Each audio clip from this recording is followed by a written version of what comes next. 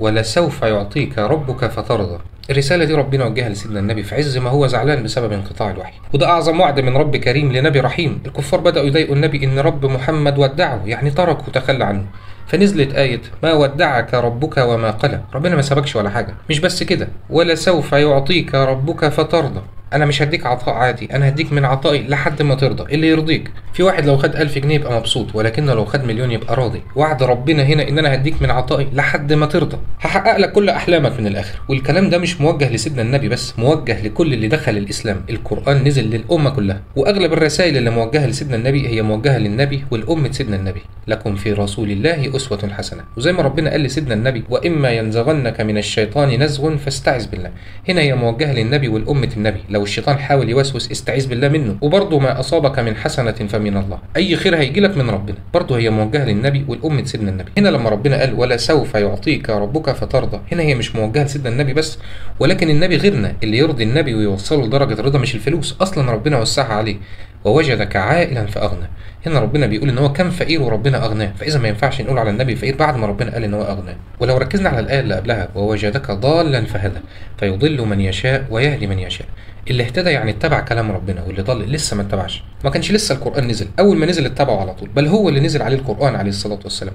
معنى كده ان هو احسن واحد في الامة دي. ربنا ما بيصطفيش اي حد، زي ما اصطفى سيدنا موسى عليه الصلاة والسلام هو احسن واحد في الامة دي، وزي ما اصطفى سيدنا عيسى عليه الصلاة والسلام. إن يعلم الله في قلوبكم خيرا يؤتكم خيرا. أكتر ناس قلبهم سليم وبيحبوا الخير لغيرهم. أول حاجة ربنا بيطلع عليها هي القلب قبل العمل وقبل أي حاجة. ربنا بعد ما قال لسيدنا النبي ووجدك ضالا فهدى، بعد ما أنت اهتديت واتبعت كلام ربنا، ووجدك عائلا فأغنى. الغنى جاله بعد ما اتبع كلام ربنا. ومفيش كلمة في القرآن اتقالت عبثية، كل كلمة في مكانها، كل كلمة ليها حكمة بالغة، فهي رسالة من ربنا سبحانه وتعالى. طب إيه اللي يرضي النبي؟ إيه العطاء اللي لو ربنا اداه للنبي يوصل لدرجة الرضا؟ إيه أحلام النبي؟ أغلبنا بنطلب للدنيا، وده مش غلط لو هتطلب للدنيا وللآخرة، ولكن أحلام النبي إن الناس تدخل الإسلام ويوم القيامة ما يدخلوش النار. ايه العظمه دي؟ عرفت ليه ربنا اختاره من الامه كلها؟ اكتر انسان عايز الخير لغيره. وهل ربنا رضاه وحقق له حلمه؟ ربنا حقق له حلمه بما يوافق مشيئه ربنا. لو يشاء الله لهدى الناس جميعا. اذا هو ده كان حلمه فعلا، ان الناس كلها تدخل الاسلام. ولكن ربنا بيقول له انا لو اذنت اخلي الناس كلها تتبع القران، ولكن في قوانين ربنا وضعها قبل ما يخلق الخلق، لازم باختيارك. ولكن ربنا ما خذلوش وحقق له حلمه بما يوافق قوانينه ومشيئته. إذا جاء نصر الله والفتح ورأيت الناس يدخلون في دين الله أفواجا فسبح بحمد ربك واستغفره إنه كان توابا. ربنا جبر بخاطره برضه وحقق له حلمه، لقى الناس داخلين الإسلام أفواج بأعداد مهولة. ولكن الملحوظة هنا ربنا بيقول له اوعى تنسب الفضل لنفسك. لما تلاقي كده فسبح بحمد ربك، انسب الفضل لله. ده ربنا اللي أذن ويسر ووفق. من يهدي الله فهو المهتدي. إذا ربنا اللي هداهم، ولكن ربنا حقق له حلمه. بس سيدنا النبي عنده حلم تاني اليوم القيامة. هل ربنا هيراضيه برضه؟ ويدخلكم جنات تجري من تحتها الأنهار يوم لا يخزي الله النبي والذين آمنوا معه. ربنا هيحقق له حلمه التاني برضه يوم القيامة، وهيراضيه ومش هيخزيه ومش هيخزي اللي آمنوا معاه. فصلي على اللي كان حلمه ان انت تدخل الجنة معاه يوم القيامة. وما أرسلناك إلا رحمة للعالمين. النبي عليه الصلاة والسلام رحمة من الرحمات اللي أرسلت. إيه العبرة هنا؟ ربنا زي ما رضاه هيراضيك، وزي ما حقق له حلمه هيحقق لك حلمك. وسيدنا يوسف اختصر كل حاجة لما ربنا وسعها عليه وجعل له شأن عظيم.